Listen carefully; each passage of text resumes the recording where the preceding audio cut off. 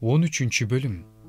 Жаробам курмандык чалынуучу жайдын жанына туруп, жыпар жыттуу зат түтөткөнү жатканда, Теңирдин сөзү боюнча жүйүт жеринен Бейтелге Кудайдын кишиси келди. Ал Теңирдин сөзүн жарыя кылып, курмандык чалынуучу жайга мындай деди: Курмандык чалынуучу жай, курмандык чалынуучу жай. Теңир мындай дейт: Дөөттүн тукумунан Жошия деген уул төрөлөт. Ал сенин үстүңдө жыпар жыттуу зат түтөткөн буткана кызматчыларын сенин үстүңдө курмандыкка чалып, сенин үстүңдө адамдардын сөөктөрүн өрттөйт. Бул сөздү Теңир айтканын мына бул жышаан далилдейт. Бул курмандык чалынуучу жай урайт. Үстүндөгү гүлү чачылат деп ошол күнү жышаан берди. Падыша Бейтелдеги курмандык чалынуучу жайга сүйлөгөн Кудайдын кишисинин сөзүн укканда, Жаробам курмандык чалынуучу жайдан колун сунуп, аны кармагыла деди.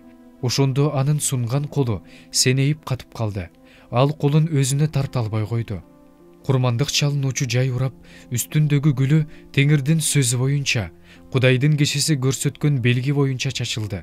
Ошондо падыша Кудайдын кишисине: колу калыбыңа келсин деп, Кудай Теңириңе жалынып сыйын деди.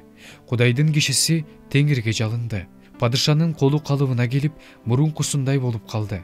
Падыша Кудайдын кишисине: мени менен үйгө кирип, тамак ичип, кубаттанып ал, мен сага белек берем деди.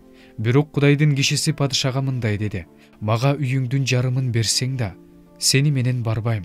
Бул жерде нан да жебейм, суу да ичпейм. Анткени ал жерден нан да жебе, суу да ичпе, өзүң барган жол менен кайтып келбе деп Теңир мага буйрук берген. Ал башка жол менен кетти. Бейтелге келген жолу менен кайткан жок. Бейтелде бир каары пайгамбар жашачу. Баласы келип, ага Кудайдын кишисинин Бейтелде кылган иштерин айтып берди. Анын падышага айткан сөздөрүн да балдары атасына айтып беришти. Ошондо атасы алардан ал кайсы жол менен кетти деп сурады.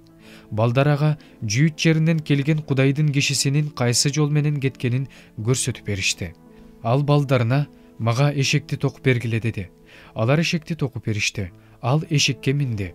Ал Кудайдын кишисинин артынан барып, аны эмен дарагынын түбүндө отурган жеринен таап, мындай деди: жүйүт жеринен келген Кудайдын кишиси сенсиңби? Ал: менмин деди. Теги: менин үйүмө кирип нан же деди. Ал мындай деди: мен артка кайрылып, сеникине бара албайм. Бул жерде нан да жебейм, суу да ичпейм. Анткени Теңир мага: ал жерде нан да жебе, суу да ичпе, барган жолуң менен кайра келбе деп айткан. Ошондо ал ага мындай деди: мен деле сендей пайгамбармын. Периште мага Теңирдин сөзүн айткан. Аны үйүңө кайрып кел, нан жеп, суу ичип алсын. Бирок ал калп айтып койду. Тигил аны менен кайрылып келди. Анын үйүнөн нан жеп, суу ичти. Алар дасторкондо отурушканда эле аны артка кайрып келген пайгамбарга Теңирден сөз болду. Ал жүйүт жеринен келген Кудайдын кишисине мындай деди. Теңир мындай дейт: Теңирдин сөзүнө моюн сунбаганың үчүн, Кудай Теңириңдин нан да жебе, суу да ичпе деген буйругун аткарбай, кайрылып келип, ал жерде суу ичип, нан жегениң үчүн сөөгүң ата бабаларыңдын мүрзөсүнө коюлбайт.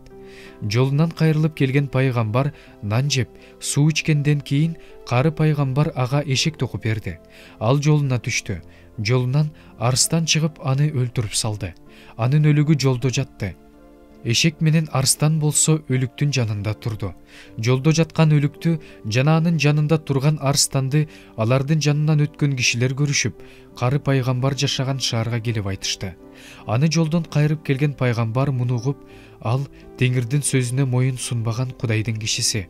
Ага айтылган Теңирдин сөзү боюнча Теңир аны арстанга салып берди. Арстан аны жара тартып өлтүрдү деди. Анан балдарына: мага эшекти токуп бергиле деди. Алар токуп беришти. Ал барып, анын жолдо жаткан өлүгүн тапты. Эшек менен арстан өлүктүн жанында турган экен. Арстан өлүктү жебептир. Эшекти да жара тартпаптыр. Пайгамбар Кудайдын кишисинин өлүгүн көтөрүп, эшекке артып алып кетти. Аза күтүп көргө коюш үчүн кары пайгамбар аны өз шаарына алып кетти. Анын өлүгүн өз мүрзөсүнө коюп, о бир боорум-ай деп ыйлады. Аны көргө койгондон кийин ал өз балдарына мындай деди: мен өлгөндө мени Кудайдын кишиси коюлган мүрзөгө койгула. Менин сөөгүмдү анын сөөгүнүн жанына койгула. Анткени анын Бейтелдеги курмандык чалынуучу жай жөнүндө жана Самария шаарларындагы бийик жерлерде турган бутканалар жөнүндө Теңирдин буйругу боюнча айткан сөзү орундалат. Ушул окуядан кийин да Жаробам өзүнүн жаман жолунан кайткан жок. Бийик жерлердеги бутканаларга элден ыйык кызмат кылуучуларды коюуну уланта берди. Ким кааласа, ал аны буткана кызматчысы кылып дайындачу. Ал буткана кызматчысы болуп калчу. Бул Жаробамдын тукумунун күнөөгө батуусуна, өлүшүнө, жер бетинен кырылып жок болуусуна себеп болду.